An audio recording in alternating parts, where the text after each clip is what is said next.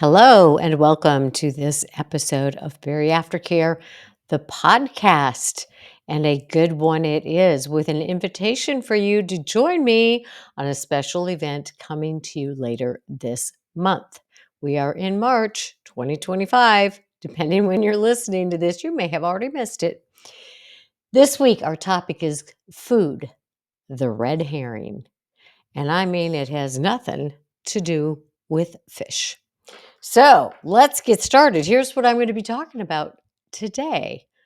I'm going to be answering the question, what exactly is a red herring? I heard that phrase many times in my life and never really knew what people were talking about and was a little embarrassed to ask. So if you're in that same boat, I'm going to tell you what people mean when they say, oh, that's a red herring. And then we're going to talk about what does this red herring have to do with your weight loss and your weight maintenance journey, because again, a red herring really has little to do with food. Where did I get the information I'm using for this episode of BariAftercare? I'm going to tell you that because it's from an amazing book.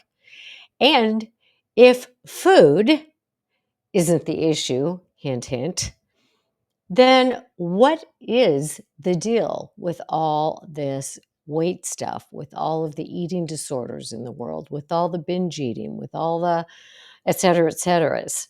And then what do we do with this information? So the event that I want to invite you to is happening on Sunday, March 30th at 7:30 p.m. Eastern Standard Time.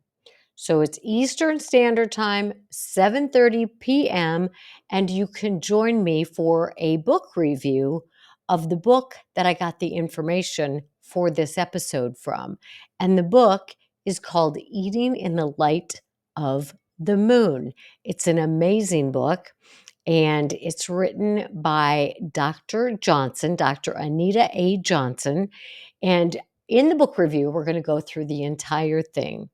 It's got incredible information, and I'm doing today's podcast on one particular chapter of the book because I think it's one of the premises of her philosophy about disordered eating. And disordered eating can be binge eating, it can be anorexia, it can be bulimia, it can be binging and purging, it can be, overeating. So we're going to talk about the eating issues in general. And if you've had weight loss surgery, if you're on a GLP-1 or whatever way you have lost weight, chances are you have experienced disordered eating. And that does not mean, I am not saying that you meet the criteria for a specific eating disorder, but chances are maybe you do. So as I go through this information from this book, I just want you to pay attention to the main topic of this chapter, which I will share with you in just a minute. So we're going to start with answering this question: what exactly is a red herring? And what does it have to do with weight loss or maintaining your weight loss, regardless of how you've lost that weight? Because as I mentioned in the intro, I had no idea what people meant when they would say, oh, that's just a red herring. I would read it in books and I'd be like, well, what are they talking about? I figured that I honestly thought that a red herring was a specific kind of fish, but no, it is not a specific kind of fish. There is no actual fish called a red herring. Of course, there are fish called herring, and there's probably several options, but there is no fish called a red herring. But according to Google AI, there is no fish species called red herring. The term refers to a strongly cured or smoked herring, a real fish, that has a reddish color and a strong smell. Sounds real gross to me. But there's a metaphorical meaning to the words red herring, and I think those are the ones that we hear more often, and that's what I didn't quite understand. So when people say, oh, that's a red herring, it's kind of a metaphor that it means a distraction or a false clue used to mislead somebody from the truth or the true issue. And it came from the practice of using a strong scent of smoked and salted red herring. So they smoked and salted this herring that became kind of red and stinky. And they would use this to distract hunting dogs from following the scent of a fox or something else.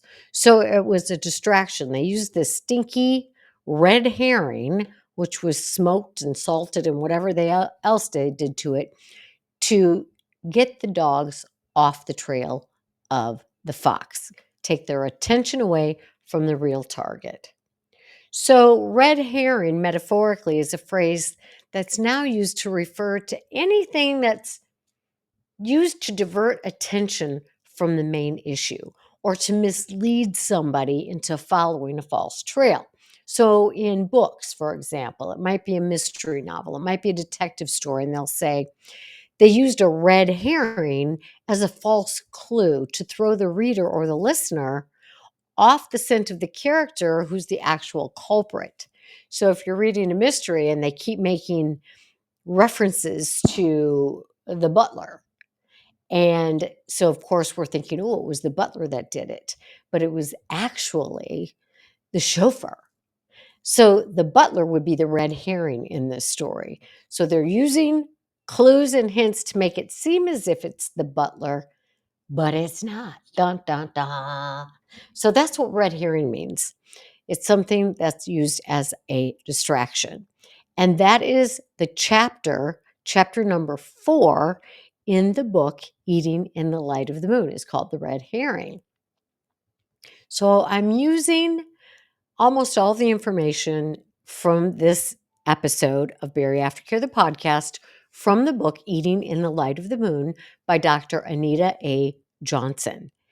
And she refers in this book to food as a red herring, and I'll tell you why in just a minute. I'm also going to make my comments on her thoughts about food as a red herring, most of which I absolutely agree with her. So I love this chapter and I really love this book. But you may have heard that, but coming. The first couple of chapters kind of threw me off, and I wasn't at all sure if I was going to like the book based on the first couple of chapters. And you may or may not like these chapters. In fact, you may love them. But if you don't, I would encourage you to get past them, to read through them and get to chapter 4, where I believe the real meat of her book starts. The first couple of chapters are sort of theoretical and maybe a tinge feministic from my point of view. And I'm not against feminism. I have a lot of feminist beliefs as well, but that's not what I was wanting to read in this book. And so she talks a lot about, the misogynistic this and the patriarchal that, and that's all fine and dandy. And I'm not saying it's not true, but when I read this book, I was like, wait a minute, this isn't what I signed up for. But it's a context that leads us to a lot of the eating disorders, the disordered eating that so many of us have or continue to engage in. So the premise is good. So the first 3 chapters are sort of a background to the information that we're really going to focus on when we do the book review on March 30th. What time? Oh yeah, 7:30 p.m. Eastern Standard. Now, if you are a member of the BariAftercare program, this is a free book review for you because as members of that program, we provide a tremendous amount of information and I want to give you some special things like these book reviews that we're doing. If you're not a member of the BariAftercare program, you can still join us and you can sign up on my website, which is Connie Stapleton PhD. And the sign up is at conniestapletonphd.com/books. And the first thing as you scroll down is an opportunity to sign up for this book review. And I'll mention that a couple more times as we go through this tonight. But I just wanted to let you know that I wanted to present a little bit of information in this book to kind of entice you to participate in this book study because it is really, really filled with tremendous insights into the reasons we struggle with food and body image. And it also uses some tremendous fairy tales or little stories or little metaphors that really make it very clear about what she's trying to explain. So I really, really like this book. And again, I thank a BariAftercare person who recommended this book to me. So it's really, really great. All right, so let's get on with this. Why does Dr. Anita A. Johnson, the author of Eating in the Light of the Moon, refer to food as a red herring? And she has done years and years of treating people who have different disordered eating behaviors.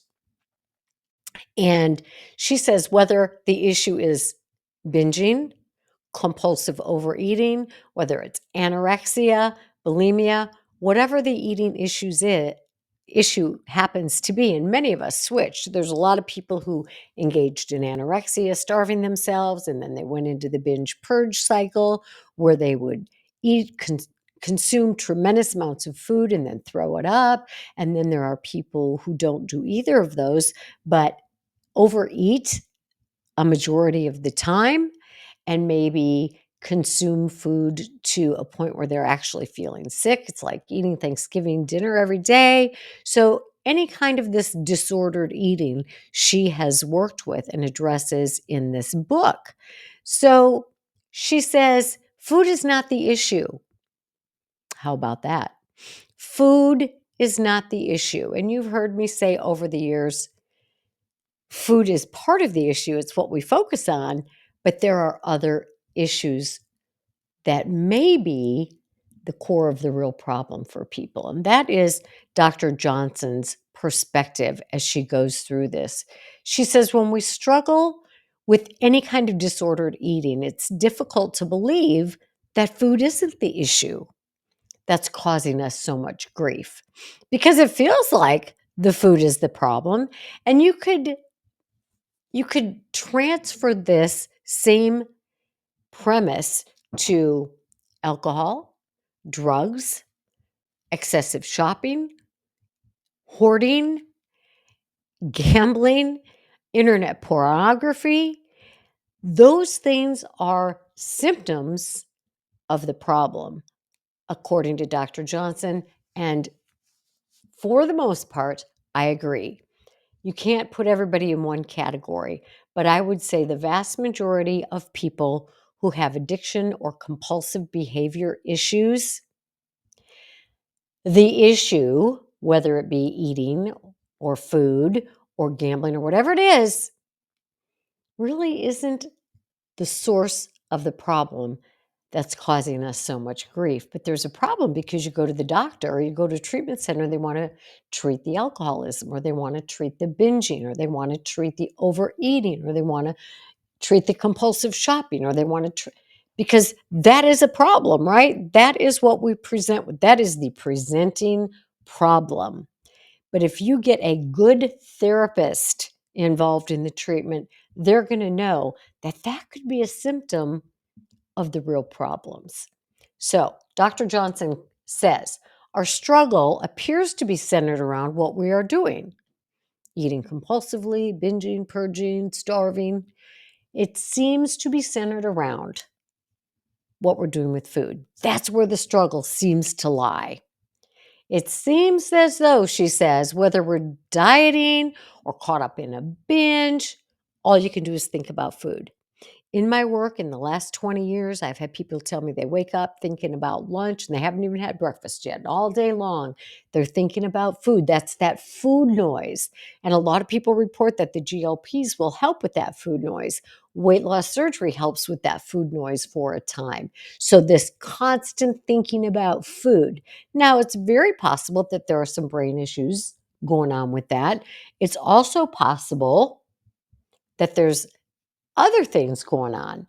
So, the examples that Dr. Johnson uses are, she says, somebody who's struggling with anorexia. So, if you don't know about anorexia, it's when people do not eat except enough to barely survive. I suffered with anorexia when I went off to college at the age of 17, and I was 5'4", and I got down to 89 pounds because I was starving myself. And food was the 100% focal point of every waking hour. So if you got anorexia, the person is denying their hunger. I'm not hungry. I can deal without food, and they don't eat. But they're secretly obsessed with food and fat. True, true, true. I was terrified of putting on any weight. I was, 100% obsessed with food. It's all I could think about. I counted the calories. I figured out how far I had to walk and exercise to burn those calories off. So an anorexic spends so much of her day counting calories, absolutely, weighing herself, absolutely, exercising excessively, without a doubt, maybe preparing food for others. I lived in a college dorm. I didn't do that. However, I did work in the food hall. I worked in, what do they call that thing? The food hall between the dorms where people came to eat 3 times a day. I worked there, so I surrounded myself with food and refused to eat it, always thinking about food and thinking about the food you don't eat. So it's a constant obsession. So how can you say the issue really isn't food? Hold tight. Let's talk about people who are compulsive eaters. They find themselves thinking about the foods they're not supposed to eat. Oh, yeah, you guys can think about this, right? That's a bad food. Oh, I'm bad because I ate that food. That food is can't have that food. That's on the do not eat list. So they're consumed with thinking about what we're not supposed to eat. And then when they do eat it, then they scold themselves for what they eat. And then they scold themselves for how fat they look. And they fall into this horrible shame spiral, constantly thinking about food. What I did eat, was that bad food? Is this good food? How can I get away with the foods I like and not feel like I'm deprived? And then the people who are bingers and purgers and are caught up in this disease of bulimia spend enormous amounts of time. They plan. They plan. When can I binge? They prepare. What can I bring in for my stash? And then they worry about how they're going to be able to throw up and keep it a secret. So all of these things seem extremely focused on food. Then if you've got your family and friends who are concerned about you, whoops, sorry. If you've got your family and friends who are really concerned about this, they're witnessing it all, and all evidence points to there's food involved in this. It looks like food is the source of the problem. And yet, this is from Dr. Johnson's book. Food is not the real issue, she says. It is a smokescreen. It is the red herring. And then she too describes red herring as something to confuse or divert attention from something else. So food looks like it's the problem. But what she's saying, and what I agree with, is that in many cases, again, not all, in many cases, food looks like it's the problem, but there are other issues. And food is a diversion. If I can look at the food issues, and if my family and friends and therapists look at the food stuff, I don't really have to deal with some of the other issues underlying. The food is a diversion. So, with disordered eating, says Dr. Johnson, food becomes the red herring, the distraction. And it can be cigarettes. Again, it can be alcohol. It can be any of those things. It can distract the people who have the issue, the eating disorder, the binging, the purging, the starving, or the compulsive shopping, or the addictive pornography, or the whatever it is, social media or electronics. So this looks like the problem, and it distracts us, the person dealing with the problem, and the family members who are worried about you, and friends, and a lot of professionals. It distracts them from trying to help. So Dr. Johnson says when we focus on what someone's doing with food, we fail to see what the real culprit is. What's going on? Why are they eating? Why are they drinking so much? Why are they shoplifting? Why are you spending so much money when you don't have it? Why are you online 12 hours a day watching pornography? Why are you on social media 15 hours a day? What are you avoiding? Dun, dun, dun. The real culprit, maybe, right?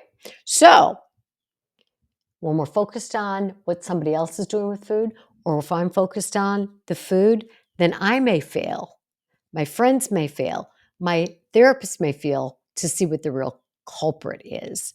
Instead, everybody becomes caught up in this illusion that causes us to stray away from the path of recovery because we're chasing the wrong thing. It's like in the AI description of a red herring.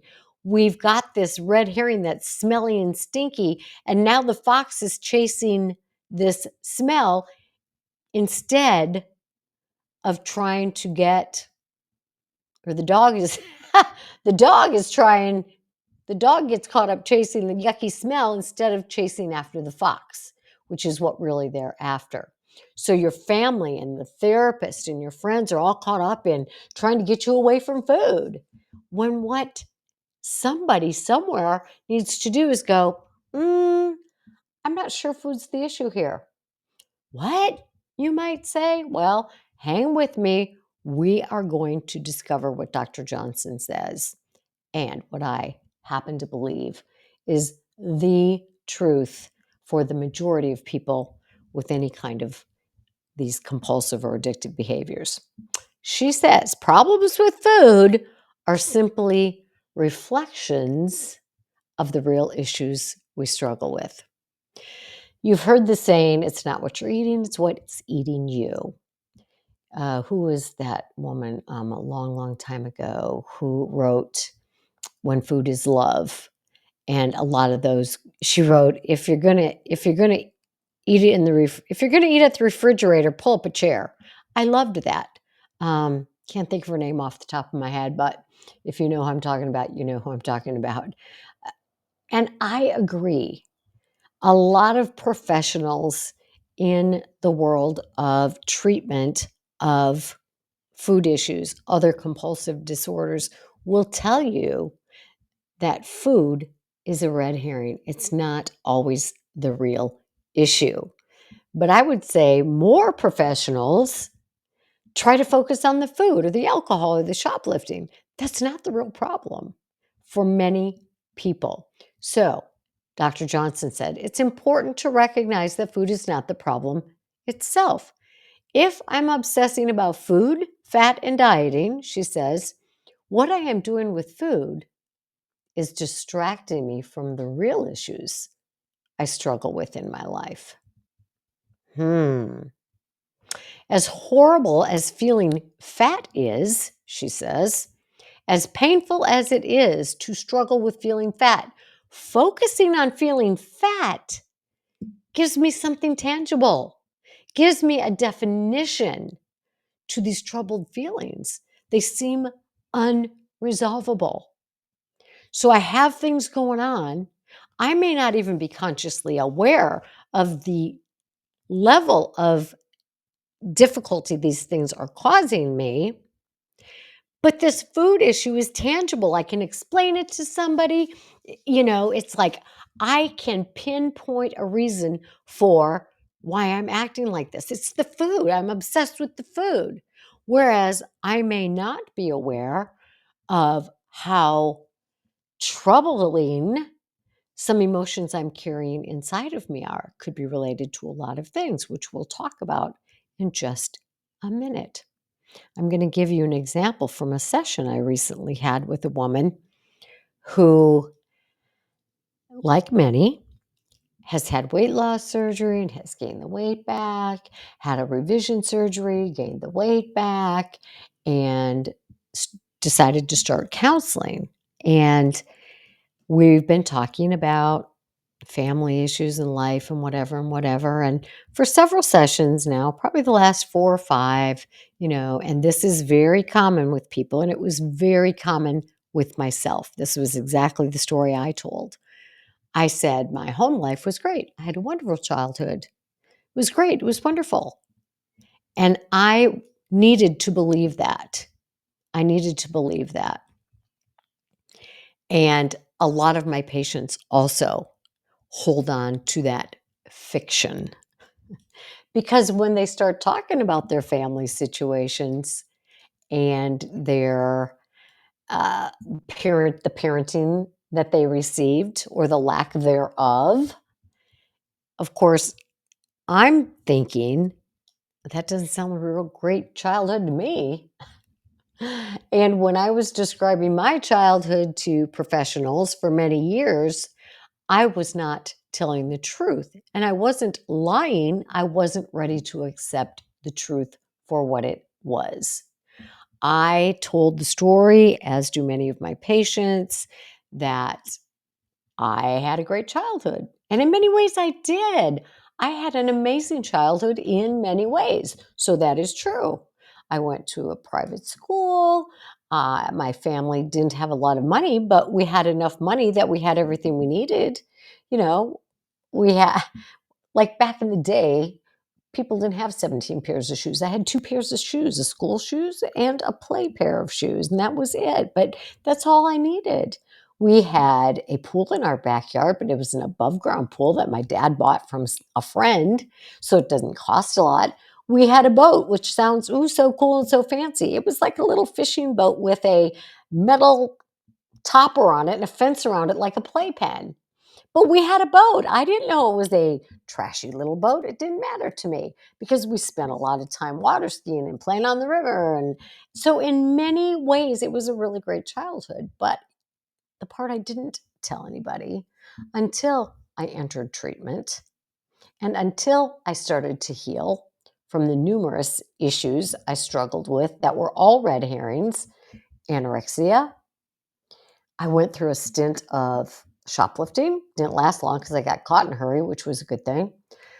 Um, a lot of boy toys in college, another great distraction. Work was a super distraction for me for a long time, and that lasted well into my marriage. Prescription drug abuse, so I had lots of distractions, and yet none of them were the problem. They were all red herrings. The problems were the inside emotions I carried related to the addiction going on in my home, the extraordinary levels of tension going on in my home, the lack of attention to the 6 kids and their emotional needs because of the addiction and the animosity between parents, all this kinds of stuff, right? So it's not that people are lying, it's that they may not be ready to deal with it or they're not aware of it. But a lot of us have other issues. It could be childhood sexual abuse. It could be physical abuse from a child. It could be being picked on as a kid at school.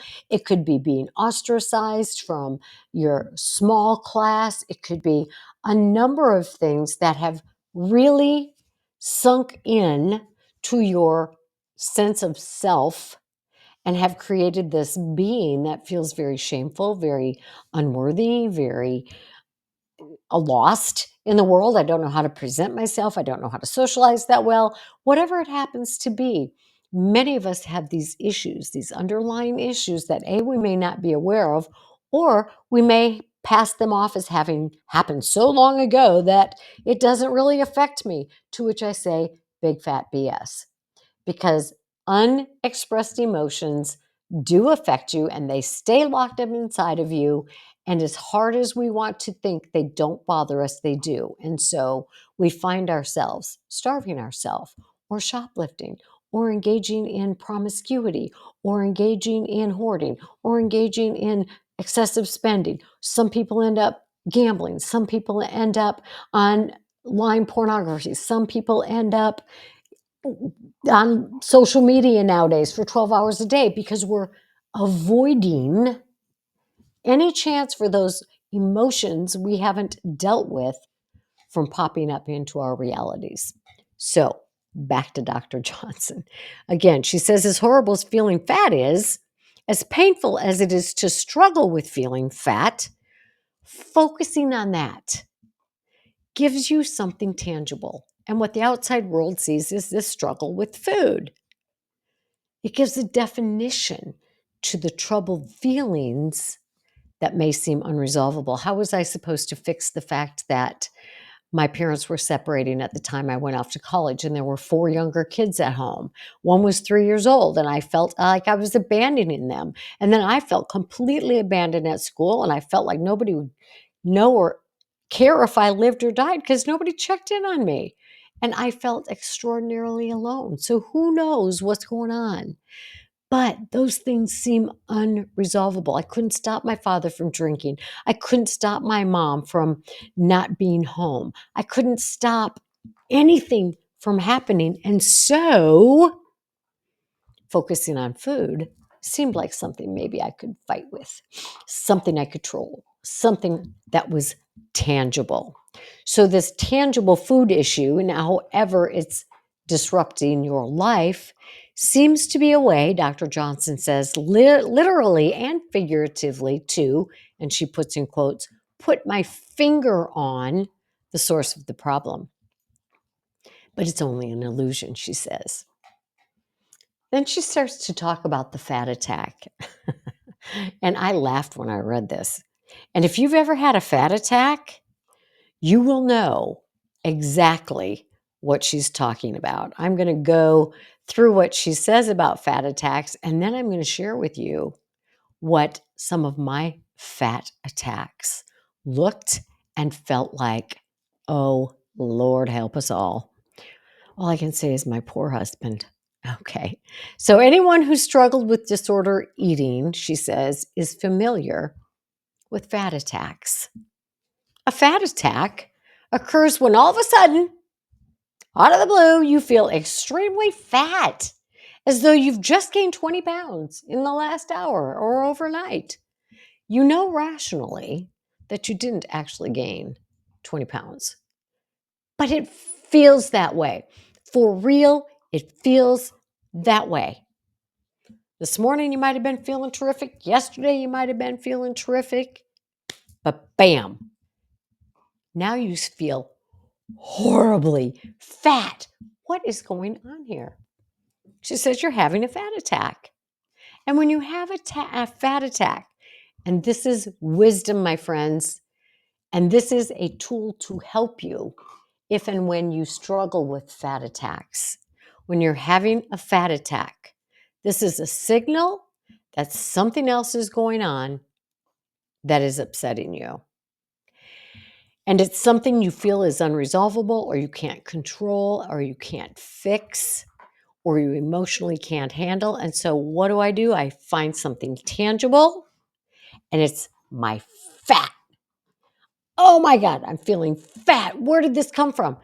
So much easier than going, oh my God, my parents just separated, or oh my God, my brother just had a relapse and he's in prison, or oh my God, some horrible situation that you cannot control but upsets you very much. And it may not really be happening. You may just be thinking about it, or something triggered you into thinking about something horrible from your past. You're watching a TV show and some kid is being bullied, and all of a sudden you're having a fat attack.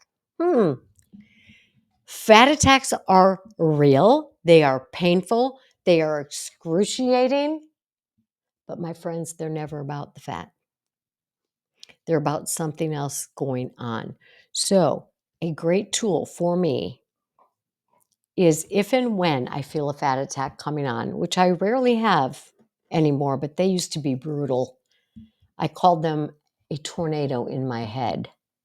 Not just a storm, not a little old thunderstorm, and this was a tornado in my head. Anytime, and this could be with anything. It's like if you feel like I need to get online and buy something from Amazon, or, oh, geez, I've got to have this exact food right now, and you're trying to, find a way to get it. Or if you're like glued to the phone and you can't hear anybody or anything around you and you zone out, or even reading a book to the exclusion of everything and everybody around you for extensive period of times, and you're neglecting the needs of other people around you. Or if you find yourself watching pornography extensively, or if you're whatever you're doing, these things are a sign to you that something else is going on and you need to learn to deal with this something else. So a fat attack is a signal, red flag, something else is bothering me. I suffer from OCD. And sometimes if I have a little breakthrough, because I'm on medication for it, that works really, really well. But if I have a breakthrough attack, I just say something else is bothering me. What else is bothering me? This is a sign that something else is bothering me. But back in the day when I was the worst fat attacks occurred probably in my 20s and into my 30s. And I would be getting ready to go somewhere with my husband, or usually when I was going to go do something social, when, you want to dress up and look cute, I would have a fat attack and I would lose my mind. And I don't know if it was worse inside my head or what came out of my mouth, but it was like enraged. I would be enraged. It didn't matter what size the clothing was or what anybody else said. I felt ginormous. I felt disgusting. I felt horrible. Nothing looked right. Nothing felt right. Nothing was right.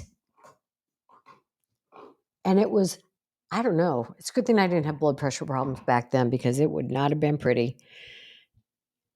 And then we would go, and I would probably be seething all the way to wherever we got.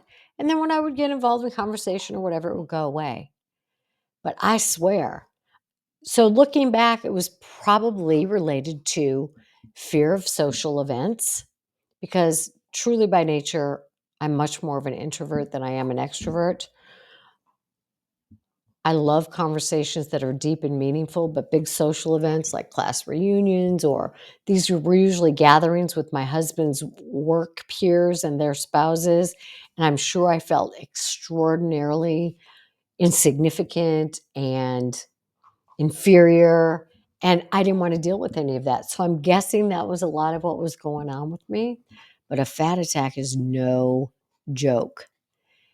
As I got into treatment, as I got into recovery from all of the things, because it doesn't matter. I had all those things that were my red herrings. You treat them all the same. You dig through the crap that you're not dealing with, and then you no longer need these things to survive. So as I went through treatment and as I was in therapy for years and years and years and dug through my own personal insecurity issues and my own family of origin issues and my social anxiety issues and all the other things that I felt insecure about and had a lot of shame about, I started learning healthy coping skills. I started learning healthy communication skills. I learned to set boundaries with myself and with other people. I learned to say what I was thinking. I learned to express my feelings, all of those things. And guess what? Food was rarely an issue anymore. Alcohol was no longer an issue anymore. The tendency, the desire to shoplift, the desire to use pain medication, none of that was an issue anymore, because I was genuine. I was real. I had cleaned out the emotional closet that had been stored within me for so long with nowhere to go and nobody to talk to. I didn't have the skills. I was ill equipped. I hadn't been shown. And that's the problem with a lot of us. We're ill equipped. We were shut down for whatever reason and in whatever way. And so we keep all of our thoughts and emotions within us. And that's not only going to work for so long, my friends. It's only going to work for so long. So back to the book, Eating in the Light of the Moon. Dr. Johnson says a fat attack is different from generally feeling bad about your weight. A fat attack comes on suddenly. It's really intense. I'm not kidding you. It would seem to come out of the blue and knock my mind on its rear. It's not based on reality, although the feelings that it generates are very real. I felt angry. I felt enraged. It was just like this ball of rage consuming me. And it seems like the source of your misery, this fat attack, but it's only a reflection of something else that is troubling you. Now, this may turn a lot of people off as you're listening to this, but I want you to know I would say over 90% of the time, it's the truth. There are things we don't want to bring into our consciousness. So it's not that we're lying about them. There are things we are aware of, but we don't want to deal with. There are things we haven't dared to look at yet in our lives.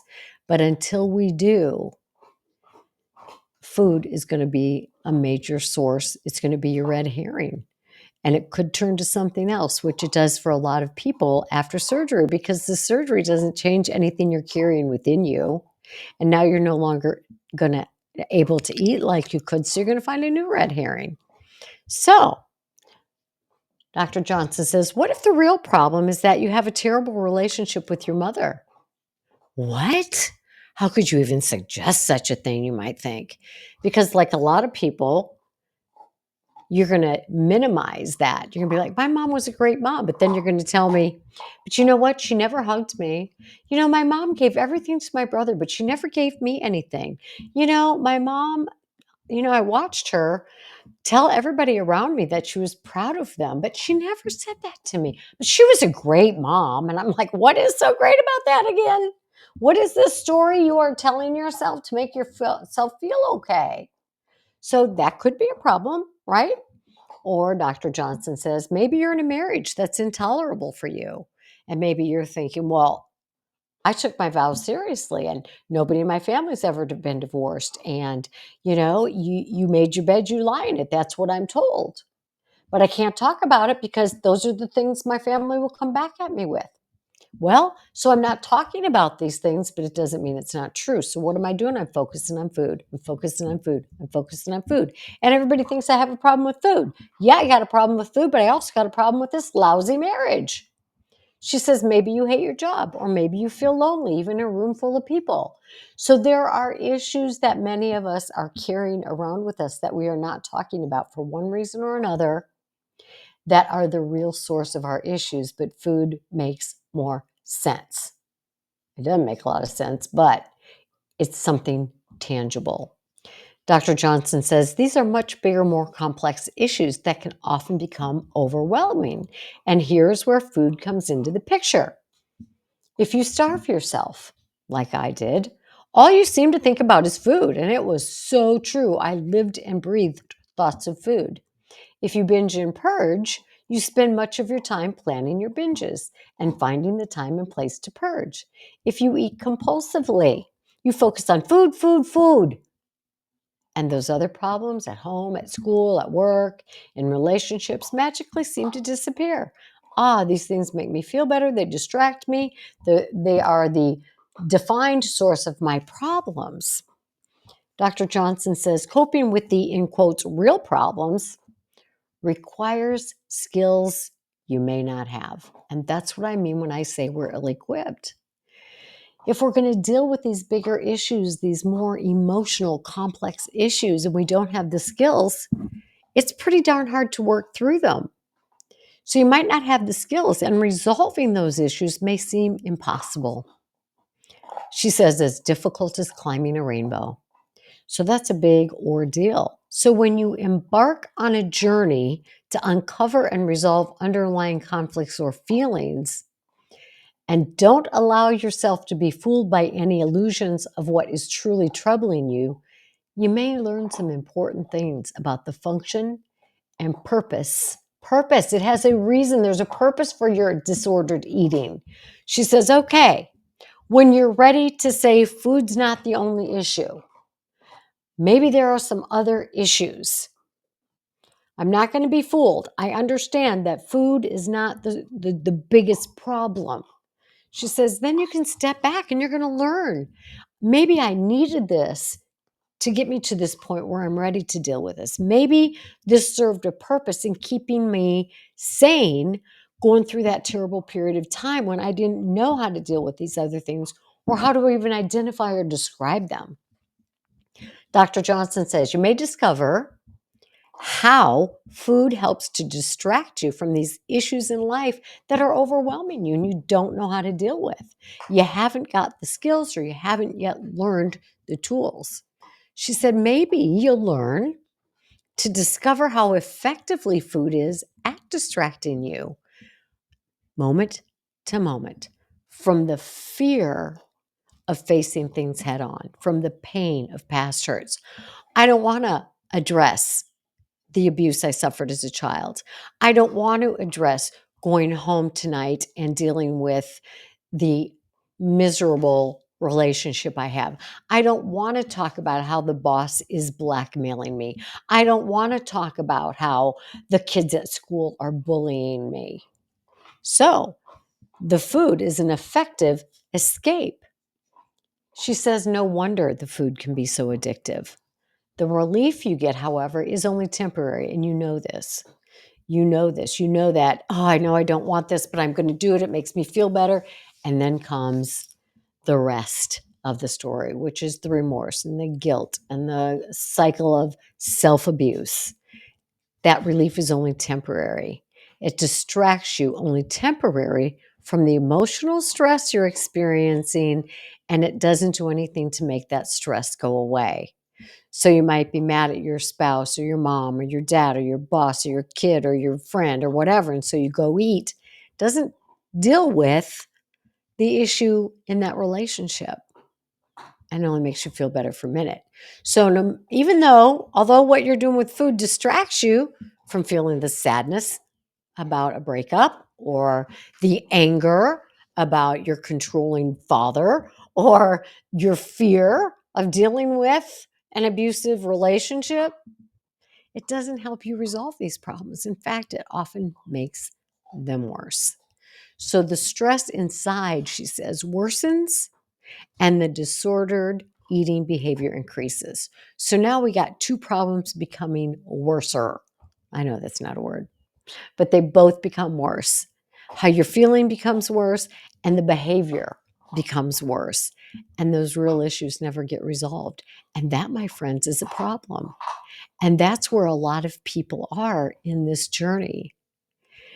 Now, not to diss on anybody, but look around you and you may see a family where there's a lot of issues. Maybe there's a lot of addiction, or maybe there's a lot of conflicted relationships, or people have been married 4 or 5 or 6 times, and everybody in the family seems to have some kind of an issue. And then you see somebody who seems to not have so many problems in life. So either one of two things might be going on there. There probably are many other options too, but from a therapeutic perspective, one is they're playing the perfect person. They're trying to be perfect. They don't want anybody to see their problems, or they've worked through a lot of their problems. They've gone to therapy. They've dug into the issues. They've looked at their own addictions if they've had any. They've looked at their ways of escaping. They've looked at their problems. They've looked at their own relationship issues. They looked at the ways they've replayed what happened in their childhood, and they've learned tools. They've learned tools. They have found a recovery program of some sort. And those are the people who have learned to deal with stress as it comes along in a day-to-day form. They no longer need food as a distraction.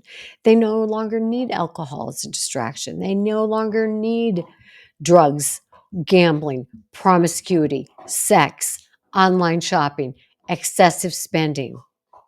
They no longer need those things because they have learned the skills to stand up for themselves. They have found someone to talk to about how they really feel. They have found their voice and they speak their emotions, maybe not to their family, but to a therapist or a coach. They have learned to deal with life on life's terms, meaning there will always be relationship problems, family conflicts, kids problems, work problems, body image issues, whatever it happens to be. But they've learned to work through them. And in the BariAftercare program, that is what our mission is to help people deal with the real issues so that food does not have to be the focal point. It does not have to be the red herring.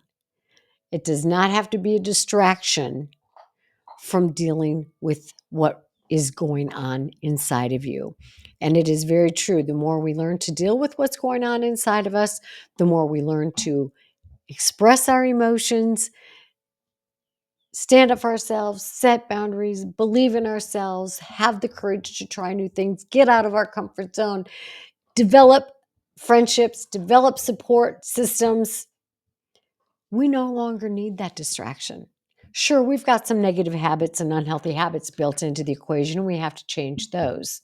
But for the vast majority of people, dealing with the underlying issues is going to help far more, as much as developing good habits. Because it's hard to stick with good habits if you've got all this other stuff going on underneath the scenes that you're not working with. Yes, it's critical to change the behaviors, and you can change behaviors without knowing the whys. Yes, you can. And not everybody has issues to work through, but many of us do. And if you do, it'll be darn hard to stick with habits until you do, because going back to those old unhealthy habits are the things that keep you safe from your emotions. We don't need to be safe from our emotions. Let's learn to deal with them, and then we'll be safe from the red herring. We'll be safe around food. We'll be safe around alcohol. We'll be safe around these things because we don't have to hide what's really going on inside of us. That's Dr. Anita Johnson's philosophy, and very much aligns with my philosophy. So, what do we do with this information? Well, here's what Dr. Johnson says. When we decide to follow our dream of being free from disordered eating, who doesn't have a dream of being free from this? I don't want to be in bondage to food or to emotional eating or to food addiction or to alcoholism or to compulsive shopping or to any of those other things that are red herrings. In order to be free from these things, what is required is not just a longing to reach for the stars, she says, but a willingness to go forward on the right path. I'm going to insert, put forth the effort. She says, to not get distracted by the illusion that thinness creates happiness, or to be sidetracked by the beliefs that all we need is enough willpower to stick to the next diet. We know, you've read enough, you've heard enough. Willpower is a muscle that gets worn out. Willpower will never fix this problem. She says, calorie counting is never going to be the answer, and food is not the problem.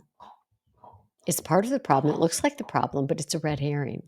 So, as you have heard me say countless times, we need to get skills, we need to get resources, we need to get tools.